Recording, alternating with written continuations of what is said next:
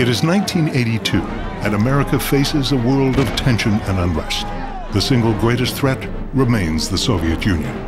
Here you had these old men, this decaying infrastructure, but still with the great weapons of war. It was a dangerous time. A lot of suspicion, a lot of hostility. On the simplest issues, no one wanted to yield an inch, a millimeter. Ronald Reagan seeks a leader to steer America's foreign policy. He finds a man of unique experience for these troubled times. His name is George Shultz.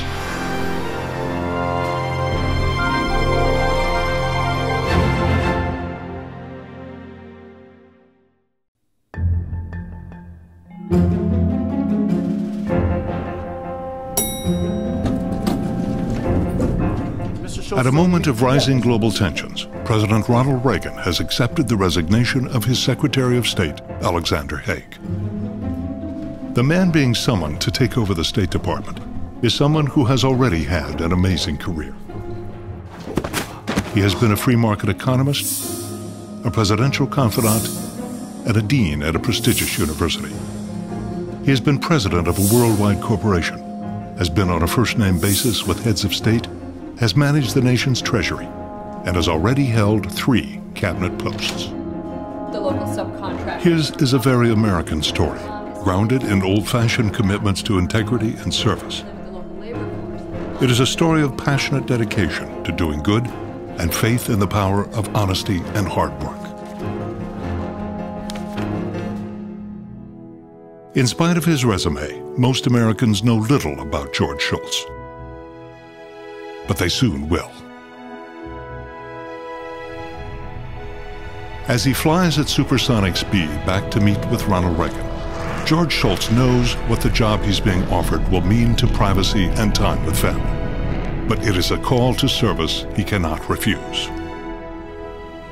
If a president asks you to do something, and you feel you are reasonably competent to do it, then I feel as though you have a duty to serve. Most agree that Ronald Reagan has made a sound choice. I have written in my memoirs about George Shultz that if I could pick any man for any job in this country, I'd always start with George Shultz. He has enormous character. You don't find many people with his type of character. George was a role model for me when I assumed the job as Secretary of State, but more than that, he was a role model for the department. Shultz was a famous academic, but he was a man who didn't need fame. He preferred accomplishment to fame. He gave the impression of being beyond ambition, and that's unique in this city. But George Shultz contributed sanity, balance, a sense of direction, an understanding of how the political process in this country worked. He understood the great strengths of this country. He understood the great ideals of this country. He communicated them, he embodied them. That's what made him a great Secretary of State. Shultz was, I think, really very good in understanding his own time. He was not locked in to the Cold War of the 1950s and 60s, as many people were in the 1980s, particularly some people in the Reagan administration.